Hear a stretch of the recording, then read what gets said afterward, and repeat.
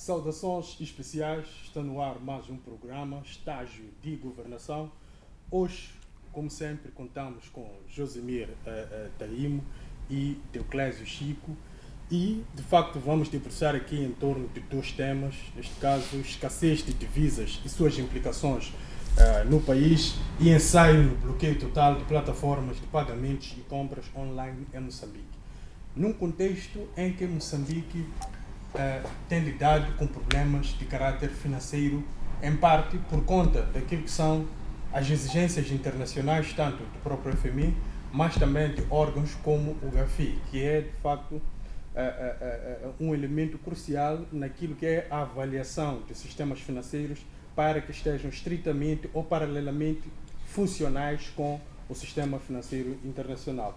E mais também tem outro porém, tem a questão interna, que não está tão funcional como se deseja, pois do ponto de vista daquilo que é a importação de matéria-prima para que várias empresas ou indústrias no país possam produzir, encontra-se numa situação condicionada devido à escassez de divisa, que é a moeda de troca internacional, que é o dólar.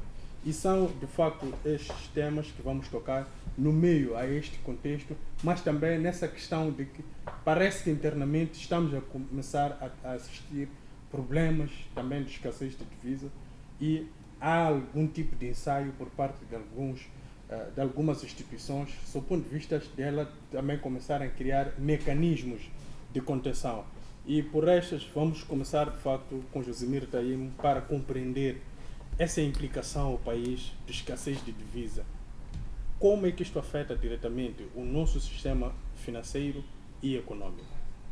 Boa tarde, mais uma vez, aqueles que nos acompanham em casa, bem-vindo ao meu panelista, e dizer que, em primeiro lugar, a situação é grave, tem um impacto direto em termos de orçamento geral do Estado, tem um impacto direto em tudo que tem a ver com a importação, não só para o setor público, mas para o setor privado também. Do lado do setor público, temos que olhar para questões de importação de medicamentos. Para o lado do setor privado, é a matéria-prima. Estamos a falar em empresas que nós todos conhecemos. Cervejas de Moçambique, Coca-Cola, a Heineken, todos aqueles que têm uma fábrica cá em Moçambique e precisam de fazer uma produção para depois venderem o produto deles. Então todos eles são afetados porque muitos deles têm fornecedores de matéria-prima que estão na África do Sul e outros países que precisam de dólar. Então essas duas necessidades são uma realidade. Isto também começa a ter um impacto para o cartel da Imopetro, que é a importação do Instituto de Importação de Petróleo de Moçambique. O Instituto é uma empresa, né? Mas é uma empresa onde lá participam as Petromox, as Total, as Galpos, e é necessário dólar para fazer a importação de combustível. Então essa é uma outra área grande crítica e infelizmente o Banco de Moçambique também diminuiu a sua participação ativa no papel de importação de combustíveis. Eles faziam uma parte com participação em termos de divisas, acho que era 40% do carga total dos dólares eles participavam. Então é problema de combustível, a importação, é problema de medicamento, é problema de todas as empresas que precisam de fazer qualquer tipo de operação. Na área de eletrificação, a eletricidade de Moçambique precisa de dólares para importar equipamento, material. A LIM precisa de dólares para fazer a importação das peças das aeronaves para a sua manutenção e gestão. E volta àquela questão da Mosal. Por exemplo, a Mosal era uma das 5 maiores empresas que contribuíam em termos de divisas para o país. Então não é tudo que é azar, outras coisas são tiros que nós demos no nosso próprio pé, não é? Então os 3 setores críticos em termos de divisa, em primeiro lugar é gás natural, são empresas que já estão operacional, como é o caso da Sasol, como é o caso da Coral Reef, plataformas flutuantes. Segundo lugar tens o carvão, vulcão, a exportação de carvão. Terceiro lugar, portanto, alumínio, manganese, e outros minérios. Tocou num aspecto muito importante, que é, de facto, a questão da exportação. Se nós fizermos aqui uma relativização em termos de importação e exportação, em Moçambique importamos mais do que exportamos, ou seja, Correto. compramos mais do que vendemos. Correto. Como é possível conseguir estabilizar o ambiente financeiro a nível nacional, sendo que nós somos maiores compradores, ou seja, nós precisamos mais do dólar para poder adquirir determinados produtos que são cruciais para a funcionalidade da nossa economia. Como é que as decisões do Banco de Moçambique vão ao encontro a esta realidade?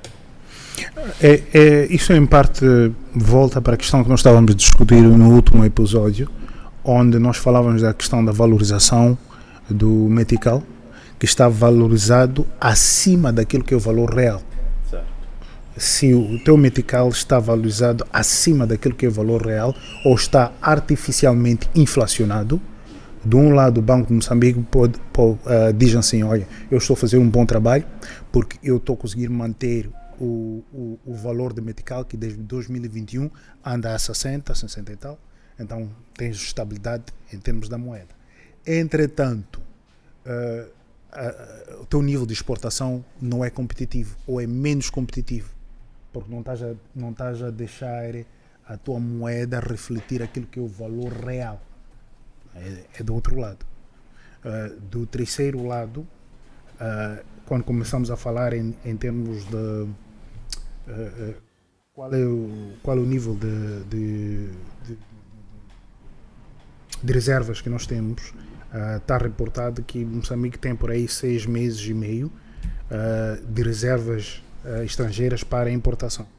Aqui o FMI diz ok, mas se olharmos para a realidade, o limite anual agora está a 6 milhões de meticais, por aí entre 94 mil dólares a 80 mil euros, para um titular para uso de cartões no exterior, não é? Yeah. Mas não estás a resolver o teu problema fundamental. Exato. O teu problema fundamental, tens que produzir mais produtos para exportação. Então, quer dizer, tens de ter uma política industrial. Certo. Se tens uma política industrial, energia faz parte da tua política industrial. Certo. Tens que produzir de forma comercial a tua agricultura para exportares e começares a exportar agressivamente para os mercados sul-africanos. Tens que também adotar políticas não tão rígidas monetárias. Isto quer dizer o quê? Começas a dizer empresas estrangeiras, se você é sul-africano, podes vir aqui, podes abrir uma empresa cá em Moçambique, basta a empresa ser 51% sul-africana e podes manter a tua conta em rands sul-africanos. Podes pagar os teus funcionários que estás a massa laboral expatriada, que vem da África do Sul, podes pagar a eles em rands sul-africanos. E começas a estender as mesmas políticas, contrata-se do dólar, contrata-se do euro e tudo mais. O que isto vai fazer? Isto vai incentivar os bancos e as empresas para começar a mandar mais moeda para o mercado nacional e permitir que haja a circulação da moeda, não é? E isso também vai aliviar uma parte da pressão que existe neste momento, não é? Aquilo que é a falácia é uma falácia de dizer que queres manter o valor do metical a todos os custos. Isso é uma falácia. E os antigos governadores do Banco de Moçambique, eles tinham esse entendimento de que o nosso mercado ainda não é um mercado onde a pessoa pode ser tão rígido com as políticas do Banco Central. Por isso que eles aceitavam. A pessoa podia ter uma conta em dólares, a pessoa podia ter uma conta em rands cá em Moçambique. Isto não é novidade, não é? Mas essas políticas foram abolidas e escolheu-se posicionamentos extremamente duras, sem criar os mecanismos para a criação do setor privado e áreas produtivas para a exportação. Não criaste. Certo. Clésio, nós em Moçambique temos ouvido, através do CTA, nos últimos anos principalmente, a reclamar os empresários de que essa escassez da divisa, que é o dólar, que é a moeda de troca a nível internacional, tem criado uma certa paralisia institucional, ou seja, as suas empresas não têm conseguido uma matéria-prima correspondente para poder produzir e, de facto, fazer funcionar aquilo que é a sua máquina produtiva. E estamos aqui também perante algumas políticas monetárias do próprio Banco Central que, em algum momento, tentam corresponder àquilo que são as razões de organizações como o FMI e Banco Mundial e companhia, de modo a Moçambique voltar àquela margem de confiança internacional. Consegue encontrar aqui políticas que de facto correspondem ao nosso mercado, mas também correspondem ao interesse internacional em simultâneo? Mas boa tarde ao Taim, boa tarde ao nosso moderador.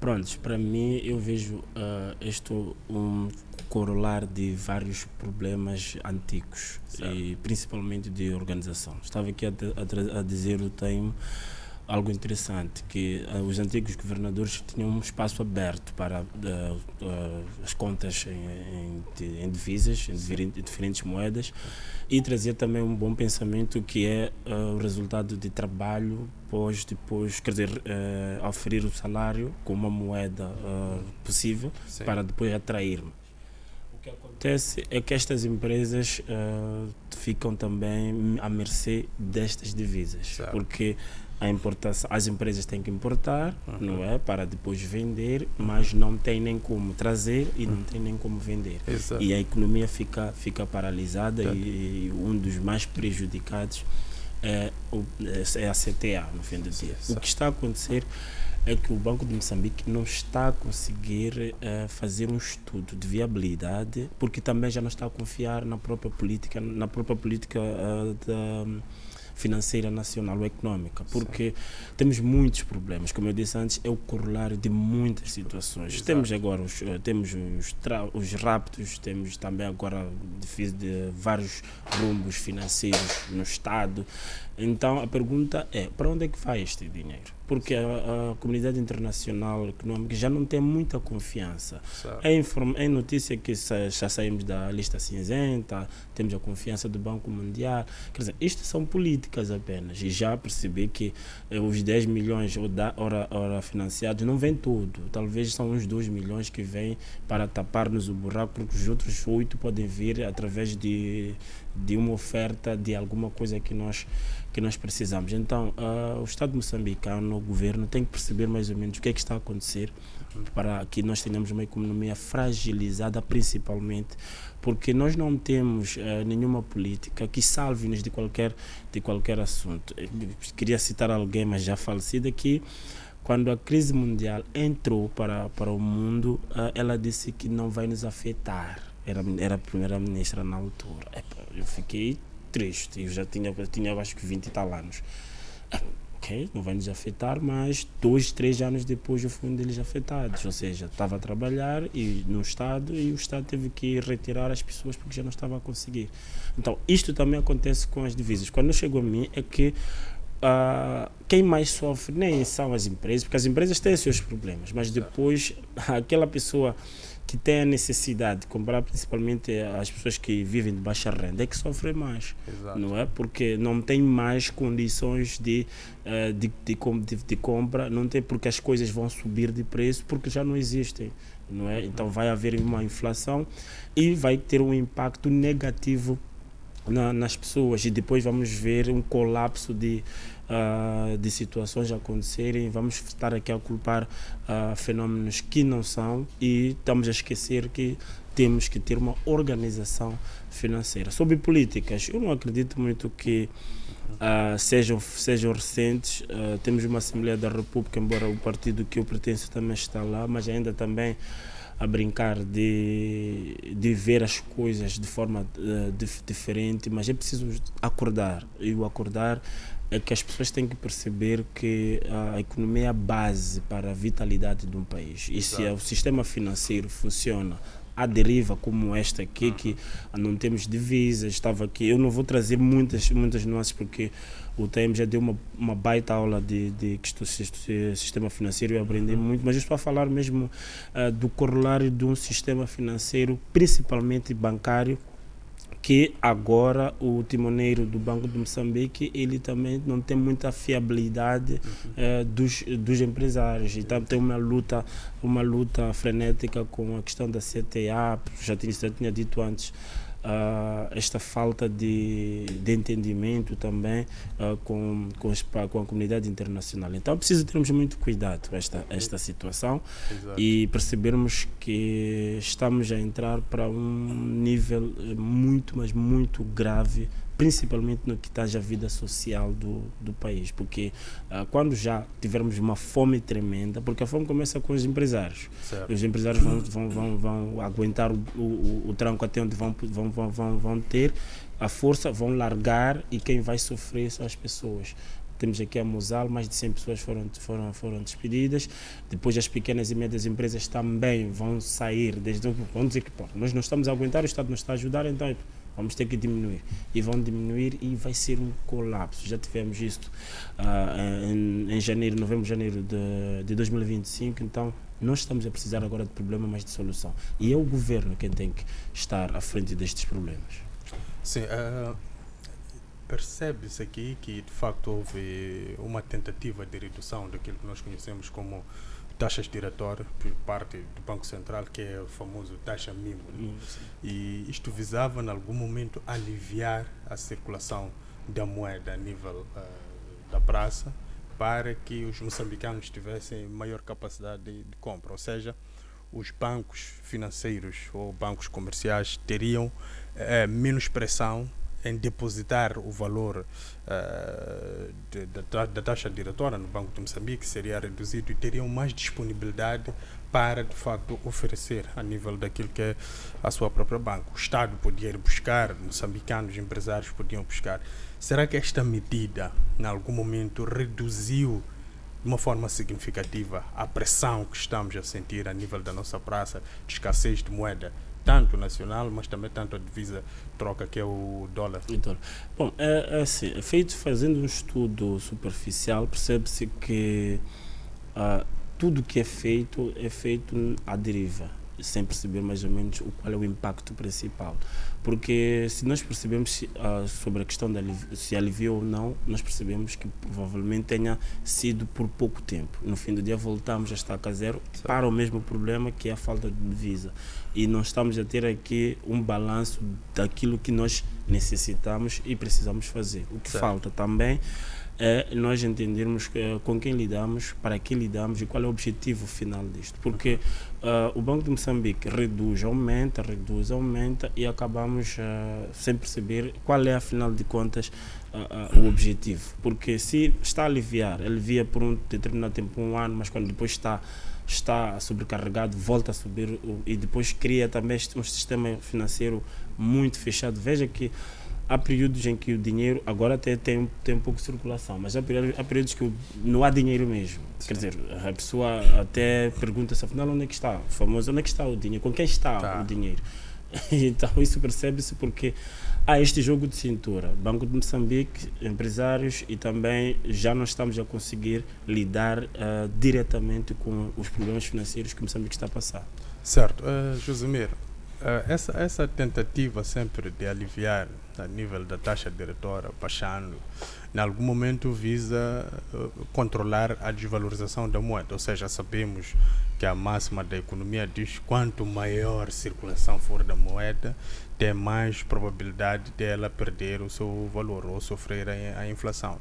Então, isto em algum momento pode ter sido, por parte do Banco de Moçambique, uma ginástica em controlar aquilo que era a própria inflação do metical, mas em algum momento privava vários empresários e em algum momento até o próprio Estado em ir buscar dinheiro na banca para poder satisfazer aquilo que são as suas despesas.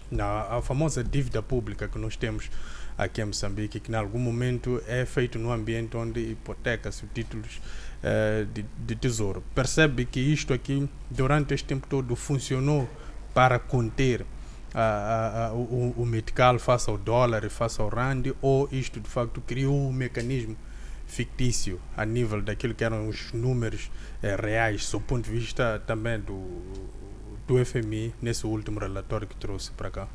Eu vou dar uma solução. Primeiro, criamos zonas francas. Exato. Que, por lei, permitem o uso do dólar dentro daquela zona franca. Quando eu era miúdo, na Interfranca, havia uma loja que lá só compravas em dólares norte-americanos, que era a famosa dólares dos diplomatas, ou loja dos diplomatas, e também o pessoal do governo também tinha acesso. Você podia chegar lá com dólares grandes, fazias as compras e não pagavas nada em termos de imposto. Moçambique é um país tão grande e o setor do óleo e gás vai precisar de pessoas que vêm de fora, que essas pessoas vêm cá só para trabalhar. Esses não são os teus cidadãos. Eles não precisam de teus medicais para absolutamente nada. Então, como é que ganhas no meio disto? Você chega, cria zonas francas, Palma, mesmo aqui na cidade de Maputo, você identifica áreas que você quer desenvolver. Catembe é uma boa área. Naquela zona aí, todos os pagamentos são em dólares norte-americanos. Como pratos portugueses, por exemplo. Sim. Todos. Renda em dólar, água em dólar, energia em dólar, tudo em dólar. Quem vai comprar lá já sabe onde vai buscar o dólar. Ou trabalha para a área do óleo e gás, ou é um fornecedor à indústria do óleo e gás. Okay? Trabalha nas ONGs. Ou trabalha nas Ou no ONGs. sistema das Nações Unidas. Não quero não. Exato. Segundo, as tuas políticas de imposto são aquelas políticas que são similares com as do Dubai. Estás a criar um paraíso fiscal. Por quê? As pessoas, as casas que vais construir lá, você quer para as pessoas investirem naquelas casas, não é? E estarem dispostos ou a manter as casas, ou fazer revenda, mas queres manter o valor do investimento deles. Okay? Então, os teus impostos são impostos e taxas bonificadas, são 5%, tal. Como o governo ganha dinheiro? Estás a introduzir aquelas property tax. Property tax é o imposto sobre imóvel. Cá em Moçambique, sobre propriedade, exato. Cá em Moçambique não é um imposto que tem grande peso, mas em todos os outros países desenvolvidos é o imposto sobre imóvel que tem muito peso. Por quê? É daquele dinheiro do imposto sobre imóvel onde eles tiram dinheiro para pagar a escola, para pagar a saúde. Por isso, as zonas ricas têm melhores escolas, porque têm casas que valem mais dinheiro, não é?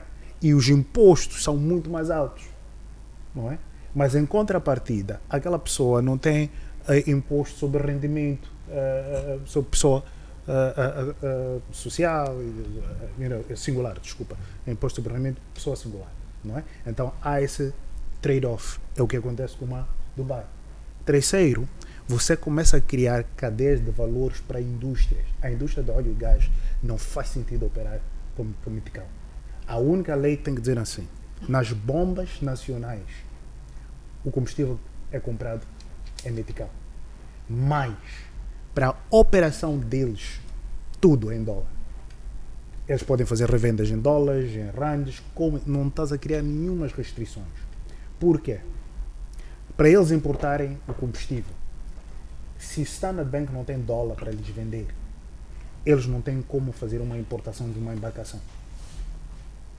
Então, os dólares têm que vir de algum sítio, não é?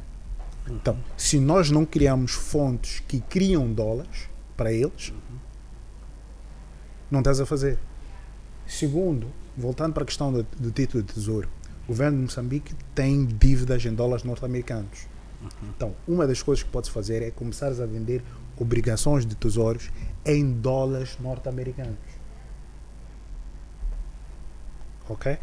Então, e o que fazes? Começas a obrigar que essas empresas que vêm de fora, queres isenção de direitos, não é? Ok, não tem problema.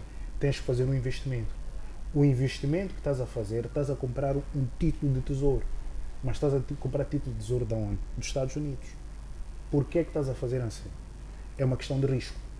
Se Moçambique me dá um título de tesouro que diz está aqui título de tesouro do governo moçambicano em dólares. Mas o governo moçambicano não cria dólares, cria meticais. Não é? Então, se tens título de tesouro em dólar da entidade que faz a emissão daquilo, do dólar, não tens risco. Segunda parte que acontece é, sempre que tens um título de tesouro, levas a qualquer banco, é igual a ter cash. A norma qual é? 70% a 80% do título de tesouro pode ser convertido em moeda física. Então, o que começa a acontecer? A compra do título de tesouro traz-se cá para o governo, eles depois fazem um empréstimo contra aquele título de tesouro e o teu governo já começa a ter dinheiro. Okay? Porque o governo pode pegar naquele título, se são 100 milhões de dólares, fazer um empréstimo contra o título, a garantia e o pagamento é o título de tesouro. E o governo fica com dinheiro. O Fundo Soberano, neste momento, aquilo que foi aprovado em termos de lei, é 60%, é para fazer um apoio direto ao Orçamento Geral do Estado. A tua estrutura financeira está errada. Queres comer a vaca, não queres comer o leite. Não coma a vaca. Alimenta-se do leite. A vaca é o capital. O normal é, pega no capital, compra título de tesouro, pronto. Já garantiste que nunca vais gastar o dinheiro. Depois estás a fazer o empréstimo contra aquilo. É leverage, chamam de leverage. Okay? Todas as empresas, eles sabem disso. Por que uma empresa vai gostar disso? Primeiro, se eu compro um título de tesouro, aquela obrigação fica no meu balancete. Eu não gastei dinheiro. Eu fiz um investimento. Não é? Segundo, eu tenho responsabilidade social. Todas elas têm. Sim. Eu já tenho um fundo de onde eu vou buscar dinheiro para fazer pagamento de responsabilidade social. Terceiro, onde estás a operar, você começa a dar a obrigação de gestão das áreas sociais, usando aquele título de tesouro. Aquelas empresas, essas escolas aqui, total, estamos em Palma, essas escolas primárias, escolas secundárias, posto de saúde, obrigação é tua, meu irmão. Eu, como Estado, vou trazer o pessoal que vai operar, não é? Você tem que gerir, pagar energia, água, fazer a manutenção, comprar equipamento, comprar os consumíveis, tudo como parte da tua responsabilidade social. Essa é a tua obrigação. E assim é que nós começamos a ter um Estado que diminui a necessidade, a pressão de dólar, porque vai haver dólar no mercado, e nós não estamos a fazer um trabalho de maracuí e estamos a querer agradar gregos e trojanos. Não é, não é possível. A operação que o Banco de Moçambique está a fazer é uma pura falácia. Simplesmente não é possível. Certo. Clésio, este tipo de contextos trazem consigo consequências que tornam a economia muito lenta. E este fenómeno é que resulta de um investimento desacelerado por parte das empresas, e as famílias também tendem a consumir menos, e de facto nós começamos a perceber aqui que as questões técnicas, sob o ponto de vista da articulação do setor econômico e o setor financeiro, tendem a afetar a parte social do Estado. Como é que o Estado pode corresponder à questão dos problemas financeiros que estamos a atravessar sem colocar em causa a parte social do próprio Estado? Neste caso, nós vemos que temos problemas de medicamento, de importação de livro escolar, que é muito essencial. Esta é a parte social do Estado. Então, como criar um mecanismo e trazer respostas sob o ponto de vista financeiro que sejam funcionais, mas que ao mesmo tempo não atinjam de uma forma negativa o setor social do próprio Estado? Uma das principais questões ou soluções é a produção interna. Nós temos vários recursos dentro deste país, no distrito, mas somos distribuidores porque não temos questões de produção. Temos receio disso. Eu não sei qual é a grande preocupação do Estado, mas não faz sentido. Estamos há 50 anos, não é? a extrair recursos naturais de grande vulto. Temos o melhor rubi, temos talvez o bom diamante, temos agora o petróleo. Tínhamos que estar estava aqui a falar o Time sobre esta questão de importação para questões mesmo das divisas, mas temos que também, dentro deste país, trazer as pessoas que entendem das matérias e criarmos fábricas para podermos, a nível local, também obrigarmos as pessoas a comprarem em dólar, como estava a dizer o Taim, para desacelerarmos a economia e trazermos uma questão financeira mais robusta. Não faz sentido que o povo de Palma não tenha hospitais, que o mercado em Palma seja, a economia de Palma seja desacelerada, e tudo que é do distrito, todos os recursos distritais ou locais vêm para a cidade, e 34% é que cobra a província e o distrito. Não faz sentido. E 67% ficam aqui para alimentar o campo político, alimentar os governantes. Não faz muito sentido. Então é preciso que nós tenhamos esta responsabilidade de produção e de criação de medidas que possam emancipar a nossa política. Isso tem que ser feito, não é? É preciso pensar, é preciso trazer resultados sobre estas questões e obrigarmos a nós mesmos a criarmos um sistema econômico que enraize que enraize no país, para não termos muita importação e procuramos também exportar, não é? Então, tem que haver aqui uma responsabilização de quem está a governar, principalmente de quem está a mandar as coisas neste país já faz tempo, porque no fim do dia quem sofre é a população minoritária, que não tem muito, não é? Estamos aqui a dizer que temos falta de salário para quem trabalha, principalmente com saúde, quem trabalha com educação, quem trabalha com questões sensíveis, e não estamos a ter noção de como ultrapassar isso. É falta de dinheiro, não é? A questão dos medicamentos, podíamos também implementar aqui dentro, ou implantar aqui dentro uma fábrica de medicamentos, e no fim também temos maior controle sobre isto. Então é preciso que a economia comece a desacelerar, primeiro implantando fábricas, já produzimos, mas termos aqui condições de manter os nossos recursos e trabalharmos com eles. Não temos conhecimento, vamos trazer as pessoas que têm conhecimento, vão ajudar a entendermos como é que pode ser feito isto. Não faz sentido levarmos a energia para ficar do sul, voltar mais cara. Quer dizer, nós não conseguimos ter um bom quilowatt de energia, mas na África do Sul as pessoas têm energia de borla e vinda daqui de Moçambique. Não faz muito sentido. Então é preciso termos muito cuidado com isso, porque no fim do dia, como disse antes, quem sofre é a população minoritária, pela desaceleração da economia. As pessoas tendem a lutar no seu dia a dia, temos mais informalidade no sistema financeiro do que formalidade, mas depois estas mesmas pessoas, quando vão ao mercado, não tem quem compre, não é? E isto cria, vamos lá dizer, uma paragem no sistema econômico nacional, porque a informalidade também faz crescer o sistema financeiro. Mas é preciso termos esta questão, porque temos muitas pessoas formadas, mas muitas também no informal, e que depois cria esta confusão, principalmente no bom entender daquilo que precisamos, porque todos nós precisamos de dinheiro. O Estado precisa de dinheiro, a população precisa de dinheiro, as empresas precisam de dinheiro, mas não temos. E o que fazer?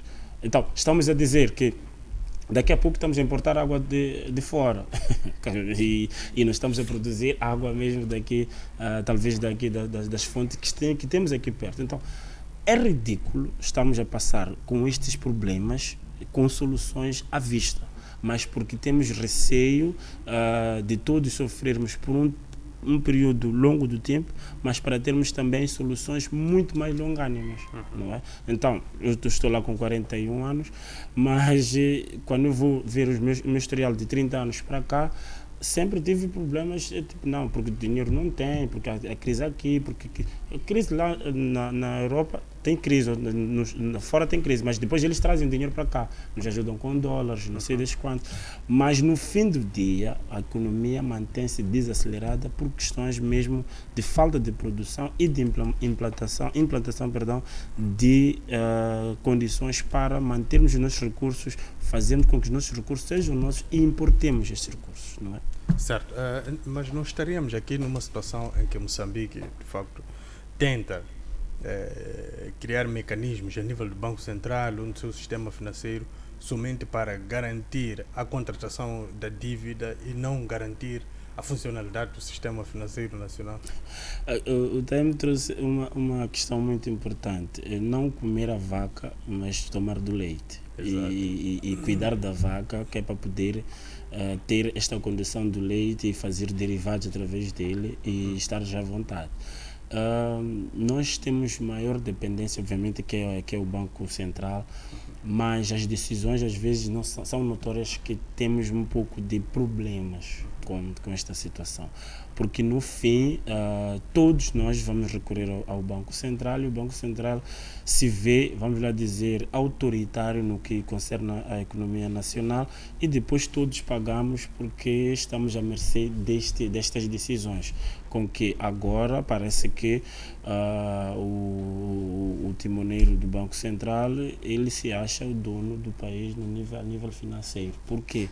Porque ele é que está a fazer a gestão de tudo isso e no fim não temos nem contas justificadas. Ou seja, o que é que está a acontecer, afinal de contas, no Banco Central? O que é que está qual é o segredo do Banco Central que não pode sair para fora? O Banco Central também tem que ir à Assembleia da República e prestar contas. Tem a famosa que o Banco Central órgão não de é autonomia. auditado. Sim, então como é que o Banco Central não é auditado? E essas decisões todas que o José Zandamela está a tomar, vem de quem? Tem assessoria de quem? O Ministro da Economia e Finanças, de quem que vem? Então, estas discussões têm que ser levantadas para que nós percebamos o que é que está acontecendo afinal com a economia moçambicana, porque senão todos estamos à mercê de uma só pessoa e no fim todos caímos quase mal por causa disto. O poder do Banco Central não é só em Moçambique que causa problemas. Olha o próprio presidente Donald Trump nos Estados Unidos, que ele tem uma guerra aberta com o atual presidente do Banco Central deles, o Federal Reserve, nos Estados Unidos, o Jerome Powell. Onde é que as coisas estão a falhar aqui? Porque são dois lados da mesma moeda. Tudo que tem a ver com despesa pública e gestão de finanças públicas e arrecadação fiscal, não é? Então tens o tributação, tens o staff, que faz a gestão da administração das finanças públicas, não é? Onde é que as coisas estão a falhar? Primeiro tens que alargar a tua base de contribuintes. E a forma mais eficiente para fazer, para alargar a base dos teus contribuintes é através da moeda eletrónica. Aquilo que a empresa já fez, de começar a cobrar 10% aos agentes econômicos, não é? Agentes. E veja como é que isso deu barulho. Deu barulho porque eles estão a dizer, como é que vocês querem me tirar os meus 10% e tal. Então, quer dizer, nós temos uma cultura cá onde ninguém quer pagar impostos. Mas a melhor estratégia que existe é uma estratégia de arrecadação fiscal via moeda eletrónica. Via M-Pesa, via M-Cash, via M-Mall. Em primeiro lugar. Mas para isto a pessoa tem que bater e soprar. Soprar como é que é feito? Dentro das áreas comerciais de tudo que são grandes empresas, essas cervejas de Moçambique, Coca-Colas, tal. Todos eles fazem um modelo de distribuição chamado Route to Market. Nesse modelo de distribuição, eu levo o produto que sai da fábrica, vou fazer entrega, porta a porta, aos grandes armazistas, aos grandes retalhistas. Okay. Nessa estrutura, a pessoa tem como dar um valor e uma vantagem. A vantagem que tu tens aqui, eu estou a te entregar o produto, não é? E você vai vender, vai esgoevar, não é? E depois tens que pagar o produto, não é? Que eu estou a dar em regime de consignação. Para eu ter o meu dinheiro de volta, você tem que depositar o dinheiro aqui dentro da moeda eletrônica. Quando você deposita o dinheiro aqui na moeda eletrônica, o Estado vem buscar a sua nhonga o imposto aqui na moeda eletrónica, não é? Aí o sistema já começa a funcionar, porque aquele que está a trabalhar já vê alguma vantagem, não é? Então, esses programas que nós temos de Fundo de Desenvolvimento Local, FDEL, não sei o que tenta dizer assim, você pensa lá uma ideia, é jovem, eu como governo vou te dar dinheiro e você vai arriscar esse dinheiro, não é? Qual é a realidade comercial? Acima de 90% daquele dinheiro vai ser perdido. Sempre. Acima de 90%. 95%. Yeah. Então, sendo Moçambique, tens razão, pode ser até mais alta, chegar até 99%. Quando pegas no modelo de franchise, estás a minimizar risco. Então, é uma banca de agente em pesa, mas não é só agente em pesa. Nós já pensamos tudo. Você aqui tem celular, tens recarga, nós montamos a banca. Estamos a dar a licença para você operar esta banca aqui. Como Estado, nós estamos a te licenciar. Pelo licenciamento e investimento que estamos a fazer, nós estamos a te dar um adiantamento, porque você não tem um capital neste momento. Então, depois vamos ficar a tirar a nossa parte da moeda eletrônica das operações. O Estado pode fazer isso mesmo com as despesas do licenciamento para registro e abertura de uma conta.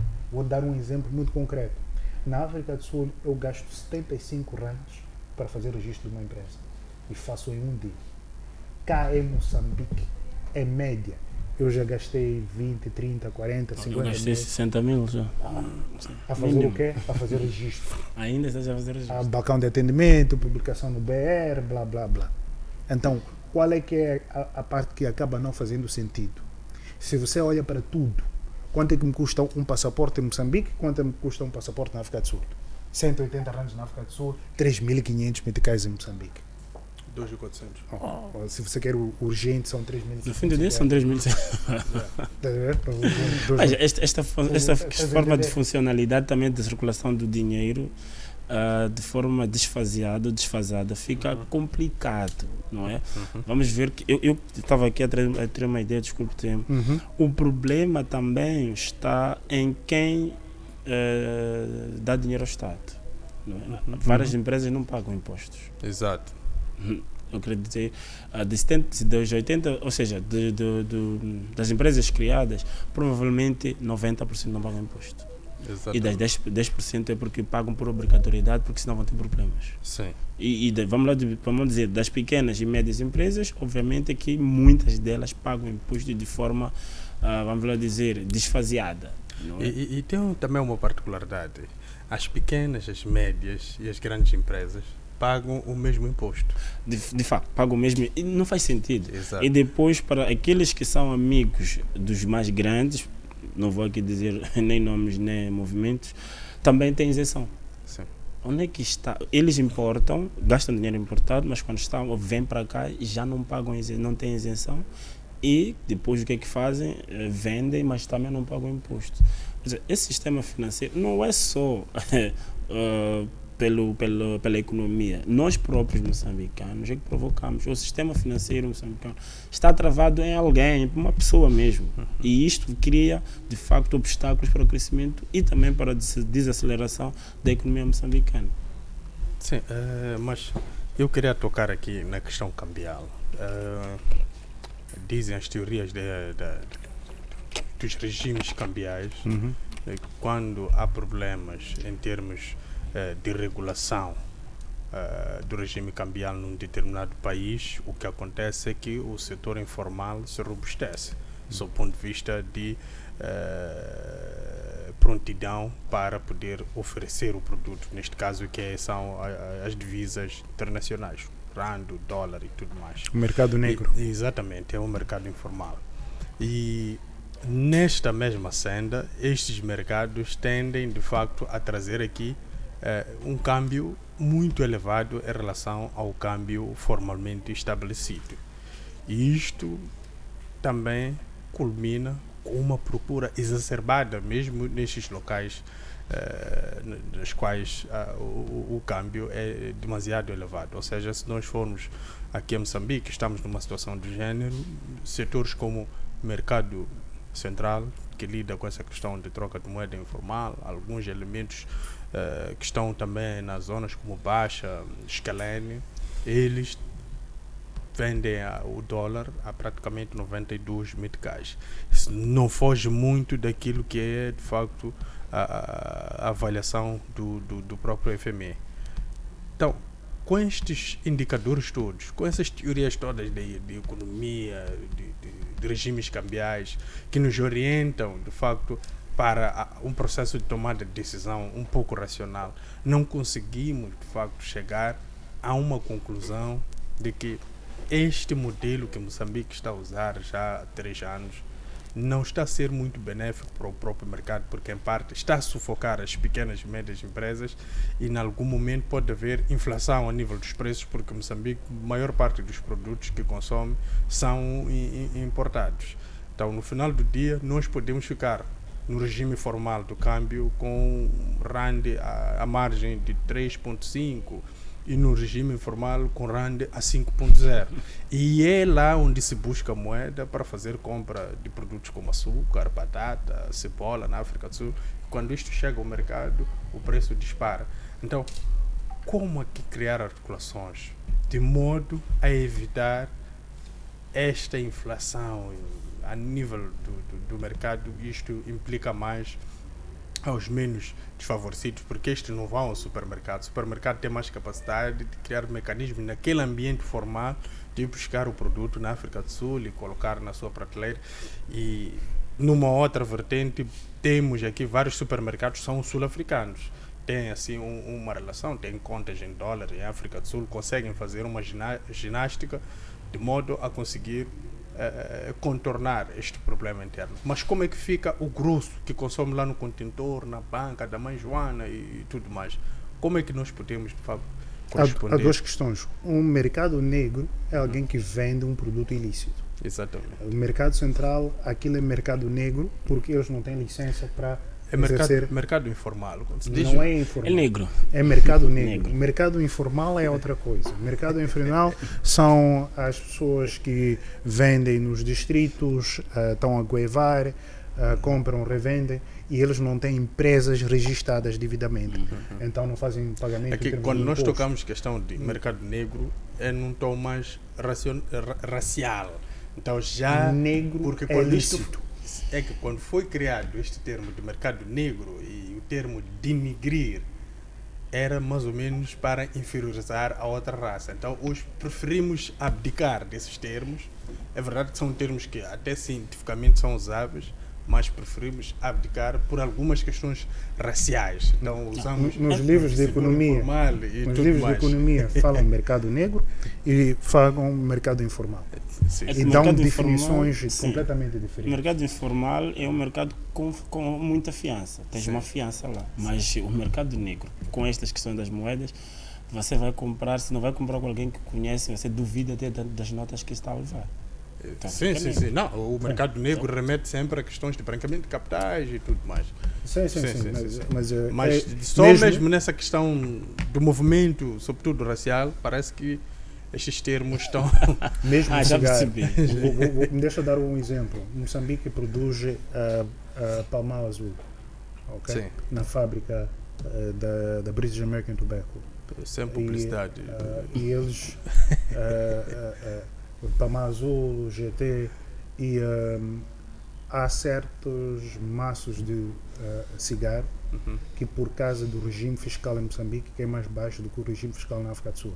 Então o tráfico é um tráfico que começa a partir de Moçambique e é exportado para a África do Sul. Certo. Estás a ver? E eles ganham a diferença, o imposto é o maior custo, porque o cigarro é igual, o tabaco é igual, tal. Aqui temos que ver 2 problemas diferentes e resolver os problemas de formas diferentes. Eu quero aumentar a participação do meu povo no mercado formal.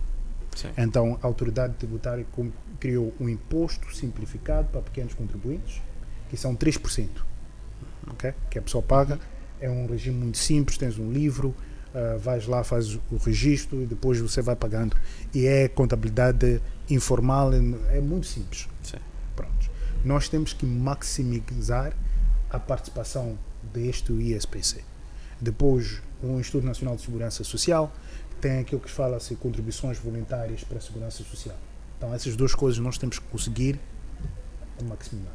O que eu estava a falar quando falava de route to market, eu estava a dizer como é que você namora as pessoas para entrar no setor formal. Não é através de campanhas de marketing, de sensibilização, dizer que você tem que pagar imposto. Não, meu irmão. É dizer assim, eu tenho um produto, eu vou te fazer a entrega do produto, vou te dar o financiamento, você vai pagar o teu financiamento assim, através da tua atividade comercial. Aquilo que chamam produto em regime de consignação. Pronto. Eu trabalho com Coca-Cola, com Heineken, com qualquer um, não é? E estou a boostar a tua pequena banca. Ok. Eu estou a fazer isso porque eu tenho um objetivo. E Banco de Moçambique, junto com o Instituto Nacional de Segurança Social e mais o Instituto de Seguros, falam de inclusão financeira. Então, aqui já estamos a entrar no regime de inclusão financeira. Inclusão financeira é aquele que não tem conta bancária, começar a ter uma conta bancária. Hoje, mais M-Pesa, Mola, M-Cash, mais pessoas têm acesso a serviços financeiros por causa da moeda eletrónica. Então, se a moeda eletrónica é o meio principal, é daí onde você tem que buscar o teu dinheiro dos impostos. E a autoridade tributária também faz parte da inclusão financeira. Segundo é a e-tributação. A e-tributação são como é que nós podemos fazer a digitalização do teu mercado. Mais o teu mercado é digitalizado, mais receita consegues cobrar, não é? Dentro da SADC, o mercado que mais impostos consegue cobrar é a África do Sul. Consegue cobrar por quê? Porque está tudo interligado. Você pode chegar numa loja da Woolworths e conseguir um financiamento na Woolworths. Não é? Então, aí há uma diferença. Tens o Banco Central, que é o regulador dos bancos. Depois tens o Financial Services Compliance Authority, um regulador para o setor financeiro. Estás a separar. Então, se não fazes a criação deste regulador em Moçambique, todo o poder mantém-se centralizado no Banco de Moçambique. Este é que é o grande problema. Mas se nós queremos ter maior controle, então cria lá um regulador e dá os poderes a esse regulador. Para esse regulador poder criar mais instituições financeiras. E uma instituição financeira não é porque é banco, atenção. É o crédito que eu uso na loja para comprar roupa. É o crédito que eu uso para comer. Para comprar comidas, não sei o que. O que está a acontecer hoje com essas grandes empresas? Eles estão seriamente a começar a considerar sair do mercado moçambicano. Vou falar de uma Shoprite, por exemplo. Shoprite exporta da Shoprite África do Sul para a Shoprite Moçambique. A Shoprite África do Sul está a financiar a Shoprite Moçambique. Eu entreguei produto, você ainda não me pagou pelo produto que eu te exportei. Porque para você me pagar, você tem que pagar em rands. O Standard Bank, que é o meu banco, não tem rands. Então, o que acontece? No balancete da Shoprite África do Sul, eu começo a ter percas cambiais. Okay? Eu exportei uma garrafa de água, na altura o dólar estava 60. Você leva 12 meses para me pagar. Nesses 2 meses o dólar já não vale 60. No mercado negro está 90. Então eu perdi dinheiro. Okay? Então aquelas percas são percas financeiras e econômicas que ficam no balancete da empresa mãe, que não é refletido aqui dentro do mercado moçambicano. Segundo, quem está a criar mercado negro é o próprio Banco de Moçambique. Porque mercado negro, para ganhar dinheiro, está a fazer o quê? É o preço oficial e a margem com o preço que eu posso vender no mercado negro, no mercado ilícito. Então, quem sempre cria um mercado paralelo é o regulador. Nos Estados Unidos houve uma altura que fazia proibição da álcool. Okay? Era proibido vender álcool. Al Capone, grande gangster, Al Capone. Não é? Como é que eles ganhavam dinheiro? Eles produziam bebida de forma ilícita, depois vendiam. Hoje em dia já eliminaram. Há empresas americanas com licenças, whiskies, bourbons e cerveja, já é normalizado. Já não existe mercado negro. Não é? Então, aqui em Moçambique, o que está a acontecer? Mais duro o Banco Central é nas suas intervenções, fecham bancos comerciais, fecham mais lucro estás a dar e mais atividade e mais negócios estás a dar ao mercado negro. E aqueles que estão no mercado negro, que estão a ganhar muito dinheiro hoje, eles adoram os andamela, porque ele é bom para negócio. Sim. Sim. He's good for business. Mas também tem uma questão muito importante neste aspecto. Qual é o papel do regulador na questão da saída das moedas, das divisas? Né? Porque no banco não tem divisas, mas no mercado negro tem mais divisas do que os bancos. Né? Saiu uma reportagem do CDD a dizer que os bancos é que fornecem as divisas ao mercado negro. Exatamente. Qual é o papel do regulador? Ou seja, o Banco Central está com olhos fechados, bem tapados para o que está a acontecer fora, mas ele controla os bancos comerciais, que é para, quer dizer, dar um tiro certeiro para quem não tem culpa e depois e fazer com que nós olhemos para essa discussão enquanto deste lado aqui está a acontecer o que deve acontecer. Não faz muito sentido, por várias vezes fui ao banco para comprar rands, no meu banco não tinha o rand, mas no mercado negro você vê que o rand está a 3,5 nos órgãos de comunicação social, mas no mercado negro está 5,100. E você faz uma negociação, no máximo dá até 4,900. Mas o anúncio foi feito a 3,50. Qual é o papel do regulador neste processo? E porque quem sofre isso é o consumidor, não é? E depois culpamos aos bancos comerciais, mas tem um regulador, o que é o Banco Central, que deve olhar para isto. As pessoas estão no mercado central, estão aqui na paragem de ferroviário, nesta paragem dos interprovinciais e também para a África do Sul e Suazilândia. Tem lá, até agora, se nós formos, tem divisas. Deixa eu dar uma explicação alternativa. Então, Moçambique é um corredor. Sim. E nossa vizinha é Zimbábue e África do Sul. Sim. Moçambique é corredor para duas coisas. Drogas é um deles. O maior mercado para consumo de droga em SADC é a África do Sul. Okay?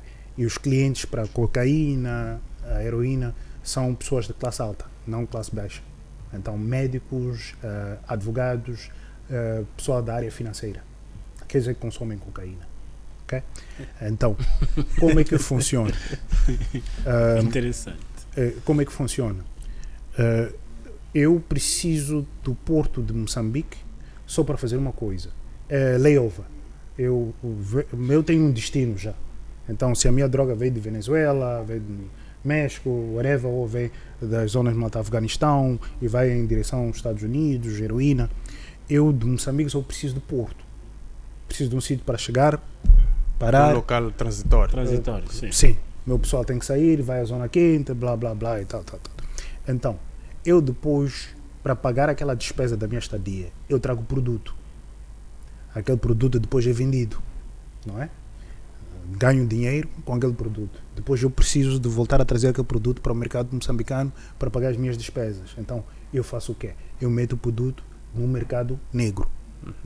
O dinheiro. Já vendi, dinheiro, vou pagar as minhas despesas locais. As minhas despesas locais são os meus operadores, são o pessoal das alfândegas que eu preciso de dar alguma e tal, prontos.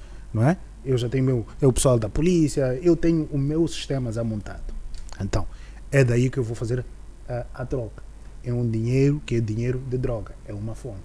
A outra fonte qual é? Houve uma grande coisa em Zimbábue. Zimbábue tinha sanções. Então, a Zimbábue fazia o quê? Tinha um esquema de venda de ouro para Dubai, ok? Que depois aquele dinheiro da venda do ouro para o Dubai, depois voltava para o Zimbábue, eles metiam dólares. Houve um documentário que foi feito, Gold Mafia, acerca disso. Moçambique tem a mesma coisa. Se vocês veem Manica, que teve aquela crise dos rios serem poluídos por causa do ouro, tal. Ouro é uma forma de eu fazer o quê? Conversão do meu dinheiro. Então, se eu sou, desculpa, mas são informalmente os libaneses, não sei o que são falados, né? E os chineses, ok. Aqueles precisam de meticais, não é? Para fazer certas operações. Mas que asiáticos. Asiáticos. Eu estou a pegar no ouro, estou a exportar o ouro. O mercado principal é Dubai. A Índia também, mas o mercado principal é Dubai. Tem um gold shuk lá, Dubai, blá, blá, blá. Eu vendo, trago dólar. Okay. Eu agora preciso de fazer algumas coisas desse dólar, preciso fazer a lavagem dos dólares. Estou a entregar os dólares aonde? No mercado negro, não é? Eles vão converter os dólares para mim. Então, por isso que eu tenho muito dólar. Depois eu faço o quê? Pego naquele dinheiro e invisto na área imobiliária.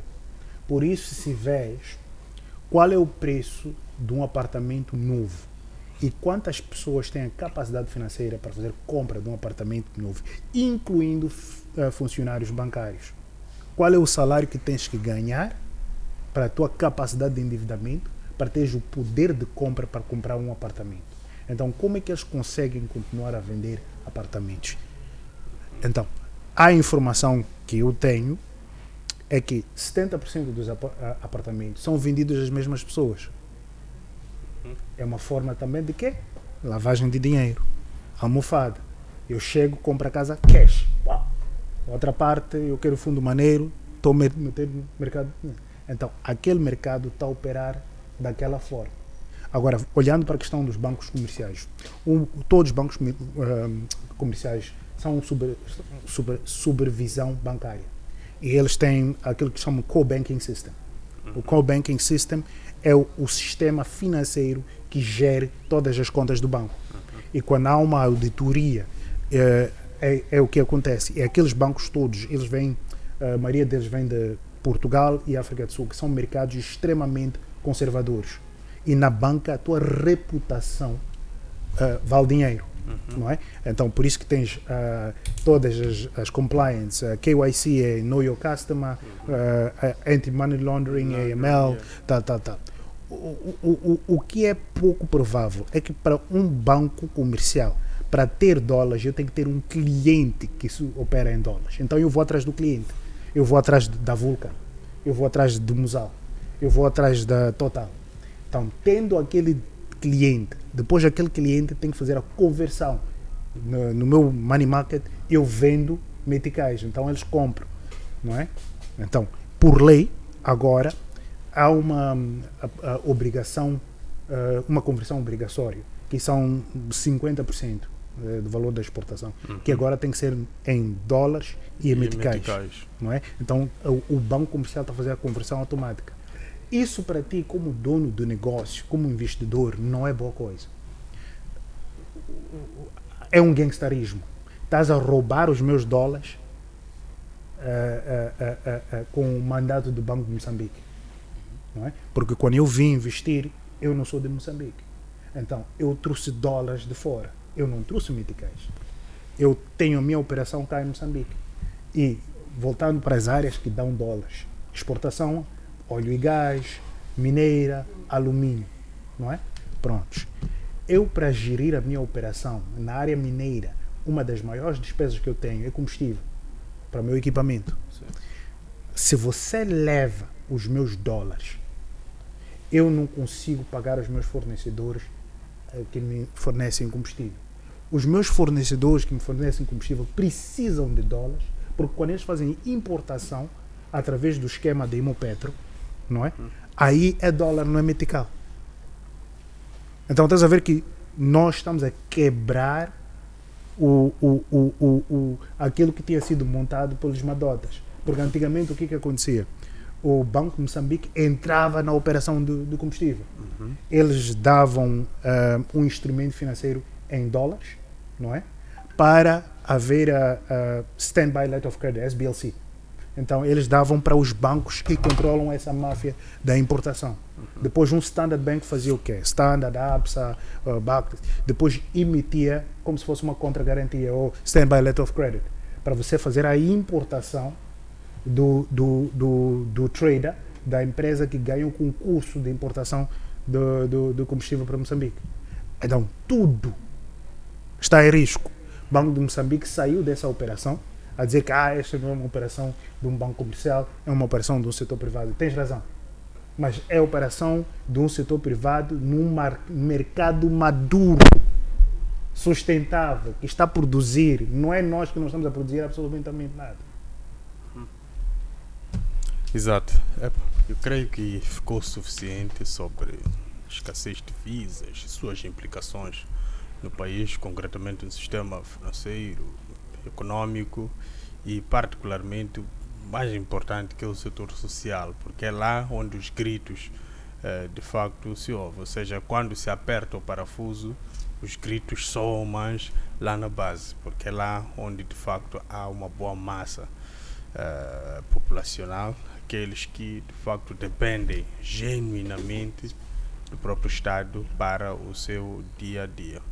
Então vamos falar aqui, é verdade que não foge muito, que é um ensaio de bloqueio total das plataformas de pagamento e compras online em Moçambique, ou seja, os bancos comerciais já estão a começar a fazer aqui uma espécie de ensaio para as grandes plataformas de venda de produtos online internacionais, entre eles Alibaba e a plataforma americana é a Amazon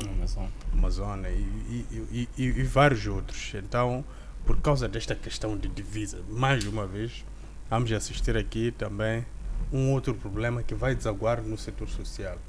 Digo isso porque nesta problemática que estamos a assistir no nosso país, do emprego, algumas pessoas encontraram um outro tipo de emprego, que é de facto fazer o comércio, ou seja, compram nestas plataformas ou importam através dessas plataformas e vêm revender a nível local, e outros até em países como a África do Sul, porque em algum momento a África do Sul também tem suas políticas para questões de importação de determinados produtos, porque tem representantes lá. Então estamos aqui de facto a colocar em causa este grupo de indivíduos que encontrou uma base de sustentabilidade através desses meios. Mas também temos um novo mercado, que é o mercado dos blogueiros, youtubers e companhia, porque eles também monetizam cada vez que publicam alguma informação no YouTube, ganham com isso. Então este sistema de pagamento online em algum momento poderá comprometer uma boa parte da nossa juventude e algumas empresas que de facto funcionam através desses meios, como facilitadores para a importação e tudo mais. Então queria perceber quais serão as implicações para o nosso sistema financeiro e principalmente para o desenvolvimento do mercado digital a nível nacional. O aviso 9 do Gabinete do Banco de Moçambique para 2025, que é isso que ele refere, não é? Então, primeiro, tens um limite de 6 milhões de meticais, equivalente em dólares, que são os tais 94 mil dólares ou 80.900 euros, não é? Que é como particular ou como empresa? Ou particular ou empresa, está aqui. Esse é anual? Sim, este é o teu limite anual que você tem. Exato. Como empresa, aquilo que não faz parte, uma coisa é despesa, outra coisa é que estou a fazer uma importação para uma matéria-prima, do equipamento, tal, que vai no meu balancete. Exato. Isto não faz parte. Um momento só. Então, o banco está-nos a remeter a uma situação de que as empresas devem ser estáticas. Porque se é uma empresa que consegue vender mais em uma determinada época, vai extrapolar estes limites. Então, como é que funcionaria isto? Onde é que está o problema disso? O bolo é o mesmo, para todos os efeitos. Aquilo que está a acontecer é, quando vais de férias com tua família, levas um cartão de crédito ou levas um cartão de débito para fazeres um pagamento no exterior. Certo. O volume total que podes fazer pagamento está dentro desse orçamento que eu falei de 6 milhões de meticais, não é? Quando fazes um pagamento online, entra no mesmo orçamento, é o mesmo bolo. Okay? Aquilo que o Banco de Moçambique está a tentar fazer, está a tentar limitar o máximo a saída de moeda estrangeira para fora do país. E está a tentar priorizar o quê? Áreas de emergência, pagamento de combustível. pagamento de medicamentos, pagamento da dívida externa que o governo de Moçambique tem. É o que eles estão a tentar fazer. Isso aí, eles estão a reagir. A única coisa que o governo de Moçambique pode fazer, uma das saídas que eles podem fazer, é olharem para fazer uma reestruturação da dívida estrangeira. Reestruturação da dívida, revenda da dívida. Há empresas financeiras que especializam só em compra de dívida soberana. Okay? Depois eles entram, renegociam com os atuais creditores. Os atuais creditores. Dizer, eu é que vou comprar dívida. Então, se a dívida vale $1, eu estou a oferecer 50 cêntimos ou 70 cêntimos. Depois, você prefere receber os 50 cêntimos porque você está a olhar para a situação de Moçambique, você está a ver uma ministra das Finanças que saiu com o ministro do Plano de Desenvolvimento, já deram a empresa e eles já disseram que nós estamos mal. Depois você volta para o governo e você diz, ok, eu vou te reestruturar a tua dívida. Okay? Então, do que você pagar a dívida em 5 anos, paga em 30 anos. Okay? Então, isso acaba fazendo o quê? Diminui a pressão financeira que o governo tem neste momento. E depois o governo, para poder pagar isso, uma parte é reestruturação, outra parte é fazer emissão de nova dívida para novos grupos de investidores, com incentivos para as pessoas fazerem compra dessa dívida em dólar norte-americano, como eu estava a dizer. Ok? Então, atualmente, a única coisa que vai acontecer é qualquer pessoa que faz aqueles negócios de venda de roupa. Estás a ver aqueles que viajam, vão para Portugal, vão lá na época dos saldos, vão para a China, compram aquela roupa na China, não sei o quê. Aquele negócio vai diminuir, porque eles não vão ter os divisas para fazer aquela operação. Sim. E a outra forma é um website chamado Temu, não é? Você vai lá, chinês, compras, importas para Moçambique, depois revendes. Aquele negócio também vai começar a parar, porque eles não vão ter a capacidade de manter essa operação. Eu acho que é um pouco de desconfiança, porque já tinha dito antes, é uma mescla de coisas que acontecem neste país e o corolário de uma desorganização financeira. Porque depois que surgiram, o que houve mais, quer dizer, agora já diminuiu, mas na altura, há 2 anos atrás ou até ano passado, os raptos já estavam crescentes. Exato. Então desconfiava-se de onde é que as pessoas trazem dinheiro. E muitas das pessoas justificavam vendas online, justificavam guardar dinheiro aqui e acolá. Então, eu acho que o Banco de Moçambique não está quer dizer, ou não está a saber fazer o controle, ou está a desconfiar demasiadamente de todo este sistema financeiro circulante no país, e que vai fazer com que, com esta desconfiança, muitas das pessoas passem mal, porque algumas pessoas, ou seja, muitos jovens, optaram em fazer este tipo de vendas, não é? Em buscar vamos lá dizer, de fora, uma forma de sustentabilidade, fazer e talvez até criar um sistema financeiro dele para poder ter algum rendimento. Há muitos jovens que hoje em dia abrem lojas de roupa compradas fora. Sim. E compram através disso, através mesmo desta exportação. Às vezes até exportam para cá, quer dizer, trazem para cá e vendem, tem uma facilidade, mas é preciso perceber qual é o funcionamento do regulador face a estas questões. Mas eu também mantenho esta questão da desconfiança do Banco de Moçambique por causa de muitas coisas que aconteceram no país. Sim, mas há uma pequena particularidade no meio deste processo. É verdade que em algum momento boa parte desses mercados não trazem grandes benefícios ao próprio Estado, ou seja, não pagam taxas. Alguns até vimos no processo de desalfandegar esses produtos, continuam tanto como dizia o Josimir, nós temos sérias dificuldades para poder pagar impostos, mas em algum momento outros usam alguns mecanismos ou algumas vantagens políticas para poder trazer esses produtos para cá, para poder revender, ou seja, as famosas isenções, porque alguns gozam de determinadas imunidades. Então, Há aqui também uma tentativa, sob o ponto de vista, nós olhamos para essa decisão, parece estar-se a cercar a juventude. Quando ela procura uma oportunidade nova para poder sobreviver, parece que há uma reação no sentido de ir tentar fechar este buraco, porque estamos perante também, reconhecendo, né? Estamos perante um estado reativo, ou seja, quando as coisas acontecem, Sim. quando se percebe e vamos para lá.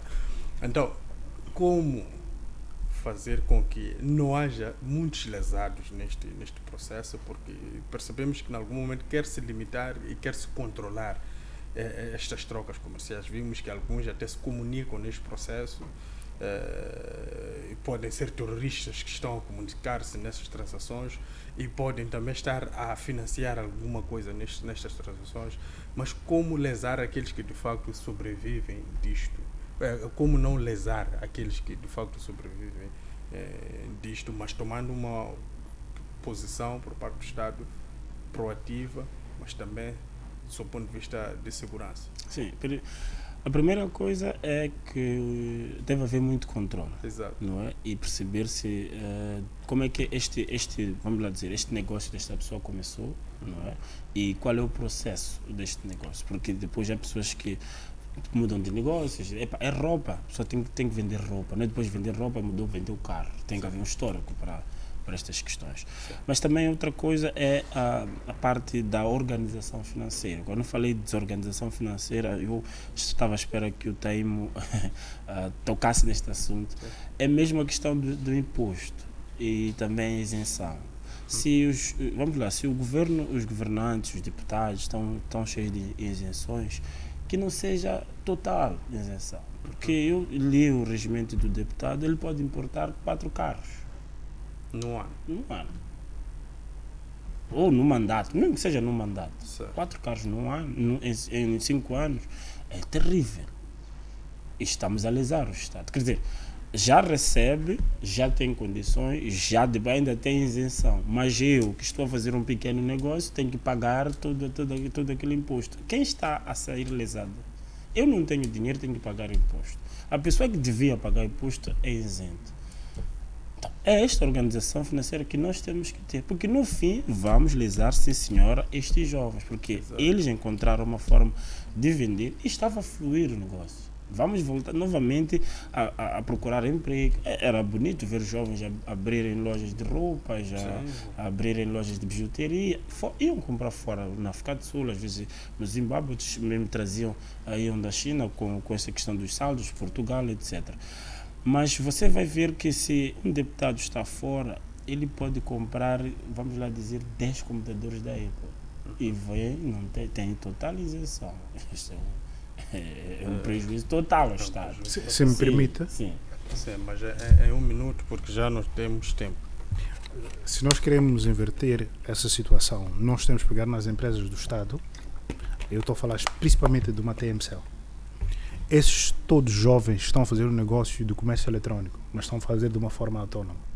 Então, queres capacitar a tua TMCL? Dá lá a isenção de direitos à TMCL. Dá um regime de fiscal à TMCL e mete a TMCL a fazer este negócio de comércio eletrónico. Alibaba, Alipay, Amazon, todas essas, o negócio é igual. Não é? TMCL já tem a estrutura, eles têm lojas ao nível nacional, eles podem fazer a distribuição do mesmo jeito que você, quando quer um contrato celular, não precisa ter telefone. Não há nenhuma diferença. Certo. Esses jovens tornam-se agentes. Se você pode ter um agente M-Cash, agente M-Pesa, agente M-Mola, você pode ser um agente para comércio eletrônico. Qual é a diferença? E o cliente paga com o quê? Paga com M-Cash. E o Estado vai buscar os impostos diretamente no M-Cash. Qual é o regime? Imposto simplificado para pequenos contribuintes. Okay? Nós temos que ter muito cuidado em querer construir um castelo no ar. É o que o Banco de Moçambique está a tentar fazer agora. Está a tentar vir com as políticas monetárias quase igual àquilo que existe num país desenvolvido. Você não tem economia para isso, mano. Esse aqui é o grande problema. É um pensamento filosófico. Estás a entender? Que eu vou te obrigar você a agir como se você estivesse no primeiro mundo. Você não está no primeiro mundo. você não produz absolutamente nada. Você tem que desenvolver. Então, mesmo um bebê começa gatinha, e depois começa a andar, depois é que corre. Agora, vamos sair de gatinhar para correr. Ainda não tens musculatura para tal. Estás a ver? Sim. E se queres um exemplo disso, até hoje, o KPMG anualmente faz uma revista, 100 maiores empresas de Moçambique. Pega na revista de 2008, pega na revista de 2025. Há mais de 20 anos você ainda tem 100 maiores empresas. 100! E se fores a olhar a empresa número 100, qual é a receita dessa empresa? Exato. Estás a entender que não estás a ter um crescimento econômico. Yeah. Por isso, nós não podemos ter uma postura de que queremos matar as nossas empresas com muitas regras e com muitos impostos.